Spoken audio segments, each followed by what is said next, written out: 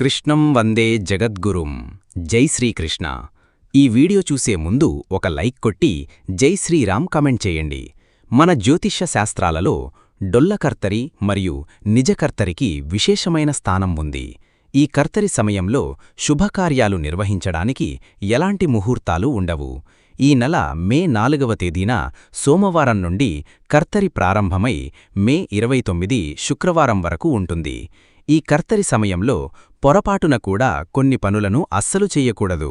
కొత్త వ్యాపారాలు ప్రారంభించడం, వాహనాలు కొనుగోలు చేయడం, గృహప్రవేశాలు చేయడం, వివాహాలు ఇలాంటి శుభకార్యాలను ఈ సమయంలో చెయ్యకూడదు. ఈ కర్తరి సమయంలో ఎలాంటి జాగ్రత్తలు తీసుకోవాలి, ఏ పనులు చెయ్యాలి, ఏ పనులు చెయ్యకూడదో ఈ వీడియోలో తెలుసుకుందాం. ఇంట్లో ఏదైనా శుభకార్యం చెయ్యాలంటే మనం ఒక మంచి శుభముహూర్తం చూసుకుంటాము. కానీ ఈ కర్తరి సమయంలో అంటే మే 4వ తేదీ నుండి 29 వరకు ఎలాంటి శుభకార్యాలు చెయ్యకూడదు. ఈ కర్తరి సమయంలో ఎలాంటి శుభకార్యాలు చెయ్యకూడదో తెలుసుకుందాం. ఈ కర్తరి సమయంలో కొత్తగా ఇల్లు కట్టకూడదు. కొత్త ఇంటికి శంకుస్థాపన పనులు చెయ్యకూడదు. దీనివల్ల మీ ఇంటి నిర్మాణ పనుల్లో ఆటంకాలు ఏర్పడతాయి. అలాగే మీ ఇంటికి పునాదులు తవ్వకూడదు. అలాగే ఈ కర్తరిలో వివాహాలు చెయ్యకూడదు. అలాగే చాలామంది అద్దె ఇల్లు మారుతూ ఉంటారు. కానీ ఈ కర్తరిలో అద్దె ఇల్లు మారకూడదు. అలాగే నూతన గృహప్రవేశాలు చెయ్యకూడదు. అలా చేస్తే ఆ ఇంట్లో సుఖసంతోషాలు లోపిస్తాయి. ఇక పచ్చని చెట్లను ఈ సమయంలో నరకకూడదు. దీనివల్ల మీ వంశాభివృద్ధికి ఆటంకం ఏర్పడుతుంది. ఇక కొత్తగా వ్యాపారాలు ప్రారంభించడం, కొత్త షాపులు ఓపెన్ చేయడం వల్ల మీ వ్యాపారంలో ఆశించని లాభాలు రాకపోవచ్చు. ఇక శుభకార్యాలకు ముహూర్తాలు పెట్టించకూడదు. ముఖ్యంగా నిశ్చితార్థం వేడుకలు, వివాహాలను అస్సలు చెయ్యకూడదు. అలాగే శుభకార్యాల కోసం బంగారపు నగలను కొనకూడదు. అయితే ఈ కర్తరి సమయంలో శ్రీమంతం వేడుకలు చేసుకోవచ్చు. అలాగే వ్రతాలు, హోమాలు వంటివి చేసుకోవచ్చు. భూమికి సంబంధించిన పనులను అస్సలు చెయ్యకూడదు. అంటే భూమిని తవ్వడం, భూమిని తవ్వి చెట్లను నాటడం చెయ్యకూడదు. అలాగే విత్తనాలు చల్లడం, తోటలు వేయడం వంటి పనులను కూడా చెయ్యకూడదు.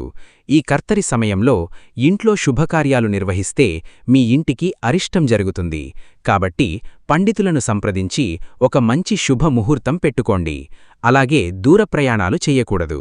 ఈ కర్తరిలో చిన్నపిల్లలకు పుట్టువెంట్రుకలు కూడా తీయించకూడదు. దీనివల్ల మీ పిల్లల ఆరోగ్యంపైన ప్రభావం పడుతుంది.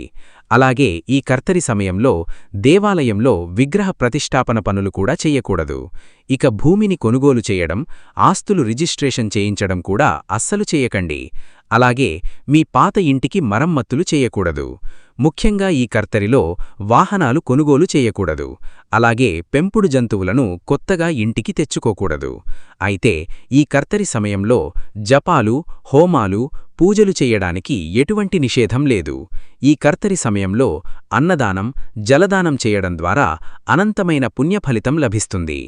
అలాగే ఈ కర్తరి సమయంలో పుణ్యక్షేత్రాలు దర్శించడం, నదీ స్నానాలు చేయడం ద్వారా మనం తెలియక చేసిన పాపాలన్నీ తొలగిపోయి మోక్షప్రాప్తి కలుగుతుంది.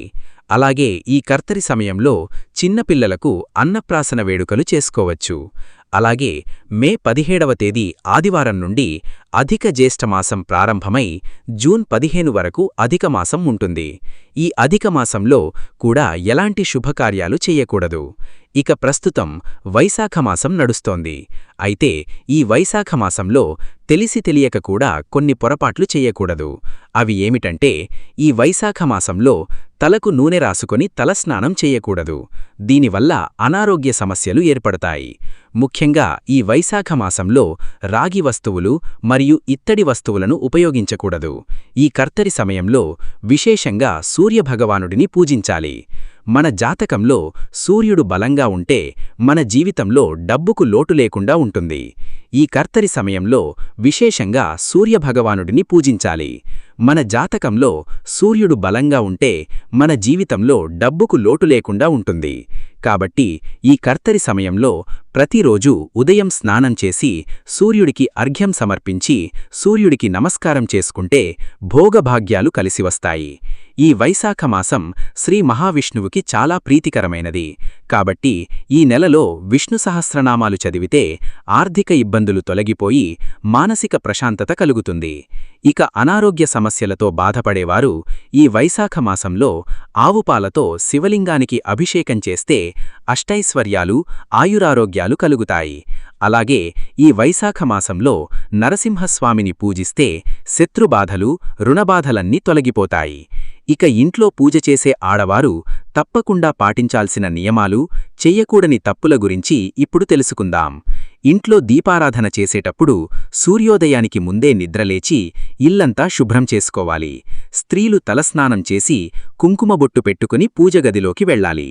పూజగదిలో బియ్యపిండితో ముగ్గు వేసి ఇంట్లో దీపారాధన చేసుకోవాలి.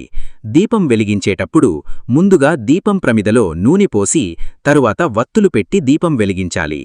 దేవుని పూజలో నైవేద్యంగా ఏదైనా ఒక పండును నివేదించాలి. అయితే అరటిపండును దేవునికి సమర్పించేటప్పుడు అరటిపండు తోలు తీసి దేవునికి సమర్పించాలి. అలాగే దేవుని పూజలో ఒక చిన్న బెల్లం ముక్కను నివేదిస్తే చాలా మంచిది. ప్రతి ఒక్కరి పూజగదిలో ఖచ్చితంగా అక్షింతలు ఉండాలి. పూజ పూర్తయిన తర్వాత దేవునికి నమస్కారం చేసుకొని తలపైన అక్షింతలు వేసుకుంటే మీ పూజకు రెట్టింపు పుణ్యఫలితం లభిస్తుంది. అలాగే పూజ పూర్తయ్యాక ఖచ్చితంగా 3 ప్రదక్షిణాలు చెయ్యాలి. పూజ చేసే స్త్రీలు పొరపాటున కూడా జుట్టు విరబోసుకొని పూజ చేయకూడదు. అలాగే తలస్నానం చేసిన తర్వాత జుట్టు నుండి నీరు కారుతూ పూజ చేయకూడదు. అలాగే పూజ చేసేటప్పుడు నిలబడి దీపారాధన చేయకూడదు. నేలపైన పీఠం కాని, చాప కాని వేసుకొని దేవునిని పూజించాలి. ఇక దేవుని పటాలకు పుష్పాలు పెట్టేటప్పుడు ఎడమ చేతిని అస్సలు ఉపయోగించకూడదు. ప్రతి శనివారం లేదా గురువారం నాడు పూజగదిని తప్పనిసరిగా శుభ్రం చేసుకోవాలి. నీటిలో కళ్లప్పు వేసి ఆ నీటితో దేవుని పటాలు శుభ్రం చేస్తే చాలా మంచిది.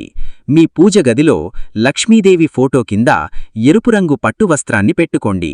దీనివల్ల మీ ఇంటి సంపద నిలకడగా ఉంటుంది. ఆర్థిక ఇబ్బందులతో బాధపడేవారు ఇంట్లో దీపారాధన చేసేటప్పుడు దీపం నూనెలో ఒక యాలుక్కాయను వేసి దీపారాధన చేస్తే ధనప్రాప్తి కలుగుతుంది.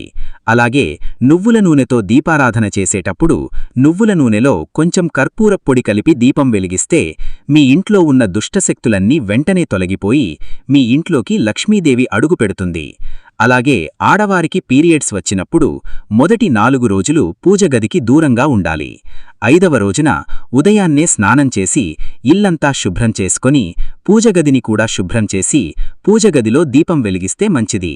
మీ పూజగది ఈశాన్య మూలలో ఎల్లప్పుడూ ఒక నీటి కలశం ఉండాలి. దీనివల్ల మీ ఇంట్లోకి నెగటివ్ ఎనర్జీ ప్రవేశించకుండా మీ ఇల్లంతా దైవశక్తులతో నిండిపోతుంది. దేవునికి పెట్టిన పూలు వాడిపోయిన తర్వాత వాటిని తీసేటప్పుడు ఓం చండేశ్వరాయ నమః అని చెప్పి ఆ పాదపుష్పాలను తీసేయాలి. అప్పుడు ఆ శక్తి మీలోనే ఉంటుంది. పూజలో దేవునికి పెట్టిన నైవేద్యం 15 నిమిషాల కంటే ఎక్కువసేపు దేవుని ముందు ఉండకూడదు. ఇక మనలో చాలామంది పంచామృతాలతో దేవునికి అభిషేకం చేస్తారు.